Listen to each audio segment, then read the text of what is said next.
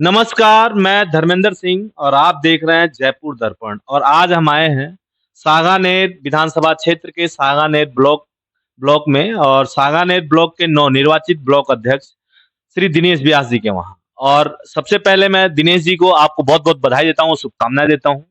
धन्यवाद धर्मेंद्र जी।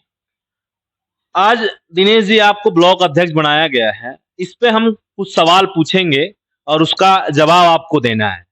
हाँ, बिल्कुल जो उचित लगेगा तो जवाब भी देंगे उस चीज़ का। सबसे पहला सवाल, आपने ब्लॉक अध्यक्ष रहते हुए सांगानेर की जमीनी समस्याओं के लिए कौन-कौन से आंदोलन चलाए या सिर्फ पद पर रहकर फोटो खिंचवाने तक सीमित रहे? नहीं, ऐसा कुछ नहीं है, फ़ोटो के लिए हम लोग राजनीति नहीं करते हैं। जब हम पिछली बार ब्लॉक अध्यक्ष रहे, पुष्पेंद्र जी यहाँ पे थे, हमने ज़मीनी कार्यवाही पे काम किया पूरा-पूरा। कॉलोनी में बिशनपुर लाइन की बात करें, चाहे हम लोगों को पानी की समस्या है, जो रोड समस्या है, ज़मीनी स्तर पे हमने काम करके दिया पब्लिक को, जो आज तक किसी मंत्री ने, बीजेपी वालों ने, विधायक या सांसद कोटे से नहीं करा पाया, उससे ज़्यादा हमने काम करा के दिया है। चाहे हम चिकित्सा क्षेत्र में ले लें, जनता क्लिनिक भी करवाई, इंग्लिश मीडियम स्कूल भी करवाई, रोड का भी करवाया, पानी का भी कराया, बिशनपुर करवाया, सब काम किया हमने लोगों की। सवाल दूसरा है, पिछले कार्यकाल में आपकी संगठनात्मक सक्रियता पर कई बार सवाल उठे। क्या वाकई आपने कांग्रेस को सांगानेर में मजबूत किया या सिर्फ गुटबाजी में उलझे रहे? नहीं, आपने जो बोल रहे हो मेरे को, ऐसा कोई मेरे को नहीं लगा। अगर आपके पास ऐसा हो कि उठे सवाल तो मेरे को बताओ, सवाल नहीं उठा, हम तो संगठन को बहुत बड़े तरीके से चलाएँ, सब साथ रहे हैं। तीसरी सवाल ये है, जब जब आप कांग्रेस में से सत्ता में बाहर हैं और अब सांगानेर में जमीन खिसक रही है आपकी, आपको फिर भी ब्लॉक अध्यक्ष बनाया गया। क्या नए नेताओं की कमी है कांग्रेस में? नहीं, नेता सब अच्छे हैं, सभी साथी बहुत बढ़िया काम करते हैं। राजीव चौधरी जी ने बढ़िया काम किया था। अब दोबारा मुझे रिपीट किया गया, मैं स्वीकार करता हूँ। पार्टी ने मेरे को कुछ दायित्व देने की ज़िम्मेदारी दी है, मैं उसको निभाऊँगा, सबको साथ लेके चलूँगा, संगठन को मजबूत करूँगा। पिछली बार जब निगम यहाँ से चुनाव हुए थे, मेरे अंडर में 18 वार्ड थे और हम 11 वार्ड सांगानेर ब्लॉक से जीत के आए हैं। तो अच्छे था हमारे साथ, लोगों का तालमेल अच्छा है, संगठन का अच्छा था। आज भी लोगों से मेरा अच्छा है और अच्छा संगठन और मजबूत संगठन खड़ा करूँगा। कांग्रेस की सांगानेर में स्थिति बद से बदतर हो गई है। युवाओं से लेकर बूढ़ों तक पार्टी से कट गए हैं। इसका जिम्मेदार किसे मानते हैं, बीजेपी को या खुद को? नहीं, ऐसा कुछ भी नहीं है जो आप कह रहे हो। ना तो युवा कटे हैं, ना बुजुर्ग कम हैं। बुजुर्ग हमारे सिर पे हैं, हम उनके आशीर्वाद से काम करते हैं। युवा साथी हमारे साथ हैं, हम अच्छा काम करते हैं। हमारा वोट बैंक बढ़ा ही है, घटा तो नहीं है। लेकिन ये है कि अगर ऐसा आपको लगता है तो एक बार मोदी से कहें, बैलेट पेपर में हम चुनाव कराते हैं। हमें सांगानेर में 100% कहीं न कहीं मत पेटियों के अंदर कुछ ऐसा रहा मशीन के अंदर। नहीं, ऐसा नहीं था कि हम इतना पिछड़ सकते थे। हम क्या आप फिर ईवीएम पे सवाल खड़ा कर रहे हैं? 101% ईवीएम में कर रहे हैं सर। खुद मैं आपको कुछ पिक्चर बताऊँगा, मोदी जी के कुछ स्टेटमेंट थे कि अमेरिका जैसा देश भी बेल्ट पेपर, जब वो प्रधानमंत्री ने कहा, उन्होंने कहा कि बेल्ट पेपर होता है तो हमारे यहाँ। अब आज मशीन के ऊपर, आप मशीन पे तो कूद रहे हो, बेल्ट पेपर पे थोड़े ना रहो, आप करो ना। जब हम निगम के चुनाव के अंदर भी हम टोटल 5000 वोट विधानसभा जीते हुए थे। हमने अच्छा काम किया, पब्लिक ने सिर माथे रख के वोट दिया है, पर कुछ न कुछ गलतियाँ। ईवीएम पे आपने सवाल खड़ा किया। क्या इस सवाल को लेकर के आप कभी कब सड़कों पे उतरेंगे या कभी उतरे भी हैं और फिर दोबारा उतरने की कोशिश में हैं? सर ऐसा है, ये जो मुद्दा है, ये हमारे हाई कमान के पास है। आला कमान जो अगर आदेश करेगा तो हम इसको लेके रेड पे उतरेंगे। सांगानेर की जनता आज भी पानी, सड़क, सीवर, बेरोजगारी से जूझ रही है। कांग्रेस की सरकार में भी यही हाल था, बीजेपी में भी। फर्क क्या है दोनों में और आपकी भूमिका क्या रही? सर ऐसा है, सांगानेर में कुछ जगह अभी भी पोजीशन है, खराब है पानी की। हमने पिछली 5 साल के अंदर जो व्यवस्था पानी की करके दी है, आप कॉलोनी में कॉलोनी घूम के देखिए, हम बहुत व्यवस्था की है। व्यवस्था का ढांचा तो पिछले 20 साल से बिगड़ा हुआ था। अब ये कहते हैं साहब कांग्रेस, आप ये करोगे कि कांग्रेस गवर्नमेंट ने तो आपने क्या किया? मैं ये कह रहा हूँ कि हम तो एक पद पे थे ना, जिसको संगठन पद पे थे। सत्ता पे तो बीजेपी के ही थे ना, पार्षद मान लो ज्यादातर, और विधायक और सांसद। अगर विधायक और सांसद ने कोई गवर्नमेंट को लिखा हो कि हाँ, ये व्यवस्था की जाए और फिर गवर्नमेंट ने की नहीं की हो, तो उसकी जिम्मेदारी लेते हैं, पर ऐसा नहीं हुआ। सांगानेर में आज देखा जाए बरसात का समय है। बहुत सारी सीवर लाइन चौक है, बहुत कई जगह अपने सीवर के जो ढक्कन खुले हुए हैं। अनहोनी की आशंका बनी रहती है। कई जगह स्कूलों में पानी जा रहा है, हमने मुद्दा भी उठाया है। इसको लेकर के आप क्या करने वाले हैं और क्या करेंगे? सर अभी स्कूल को लेकर हम भी एक आध स्कूल में गए थे, वहाँ जर्जर व्यवस्था है उसकी हमने बात की है। उसके बाद कुछ लेटर भी आया कि 18-12 लाख रुपए स्कूलों में दिया है। हम कोशिश ये करेंगे स्कूलों में जाएं, उसकी व्यवस्था सही रहे। रही बात सिविल लाइन की, इनके टेंडर सफाई नहीं हो रहा, निगम वालों को काम ही नहीं हो रहा।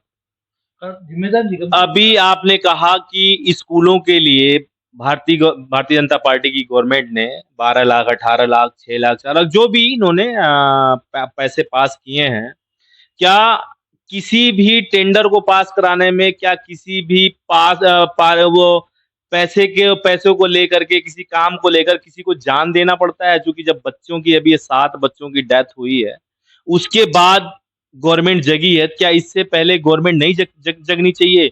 5 साल, इसके पहले 5 साल कांग्रेस की सरकार रही। क्या कांग्रेस सरकार को इसका ध्यान नहीं था कि स्कूल जर्जर हैं? 18 महीने तो जर्जर हुए नहीं थे। पिछले 5 साल से कांग्रेस की भी गवर्नमेंट है, इसमें जर्जर नहीं थे? सर ऐसा है, मैं मानता हूँ इस चीज को, लेकिन हकीकत बात यह है कि दायित्व किसका था, प्रतिनिधित्व कौन कर रहा था? बीजेपी के विधायक, बीजेपी के पार्षद, बीजेपी के सांसद, सब यही तो इन्होंने जिम्मेदारी इनकी थी ना, इन चीज को देखने रेख कौन करेगा? जो चुन के आएगा वो उनको करना पड़ेगा ना।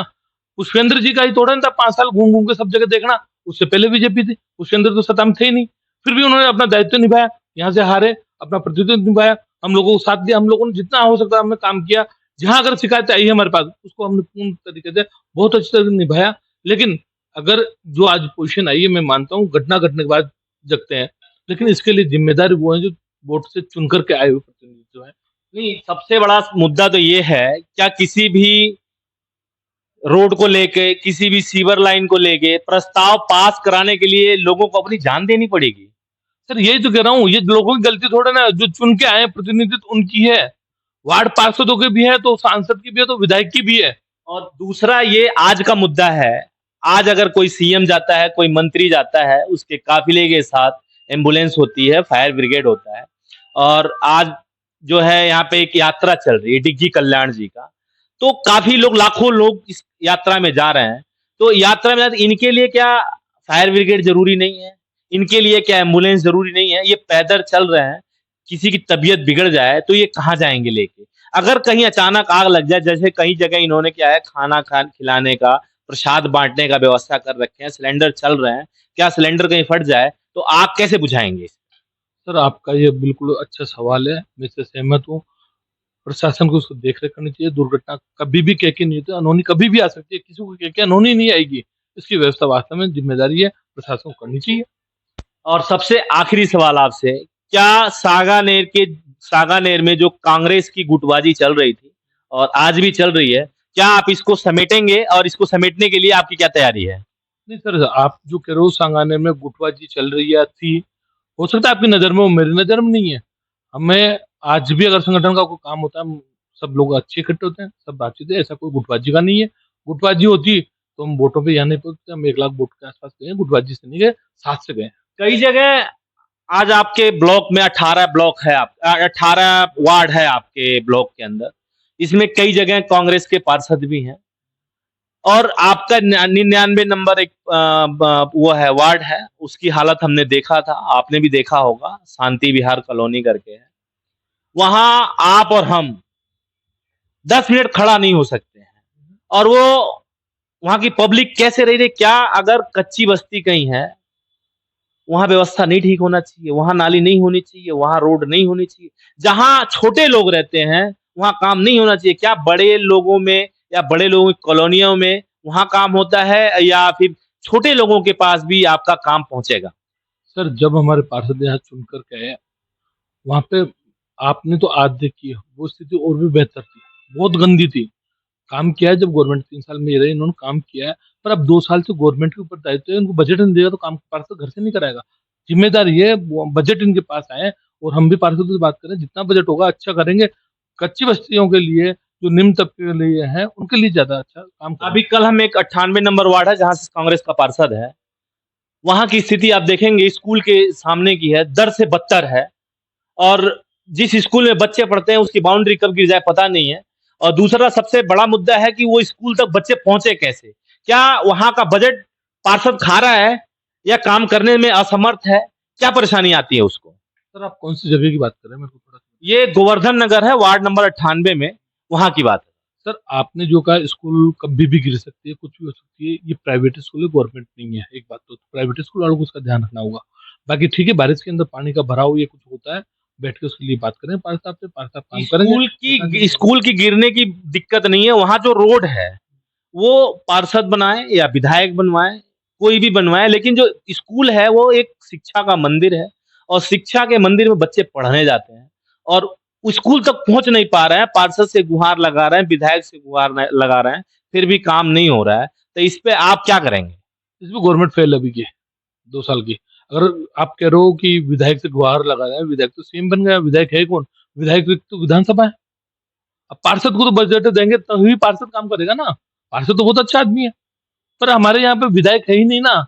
विधायक साहब तो पहुंच गए सीएम पद पे, विधायक रिक्त पद हो चुका है यहाँ पे। देखा जाए तो मेरी नजर के अंदर यहाँ कोई सुनने वाला ही नहीं है, कोई कार्यकर्ता वहां तक जाके बोलने वाला ही नहीं, क्योंकि मुलाकात ही नहीं है आपस में। सीएम का क्षेत्र है विधानसभा क्षेत्र, तो बहुत अच्छी व्यवस्था होनी चाहिए यहाँ पे। नहीं सर, मैं और सीएम के क्षेत्र में अगर इस तरह दुर्दशा है तो ये सबसे बड़ा दुर्भाग्य है सांगानेर का। इस पे आप क्या करेंगे और क्या करने वाले हैं? सर दरअसल बात ये आपने कहा सीएम की विधानसभा है, बिल्कुल पन्नों के अंदर सीएम की विधानसभा है, पर्ची की सरकार है, ऊपर से पर्ची आई, यहाँ से अपन बने, आप बन गए, लेकिन विधानसभा के लिए काम कौन करेगा? या तो उनकी टीम या उनको करना पड़ेगा।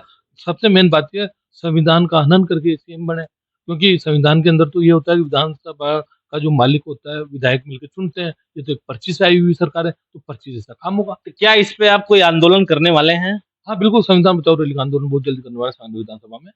चलिए, आप देख रहे थे, हमारे साथ थे सांगानेर के ब्लॉक अध्यक्ष दिनेश जी और इन्होंने सारे सवाल का बहुत बेबाकी से जवाब दिया।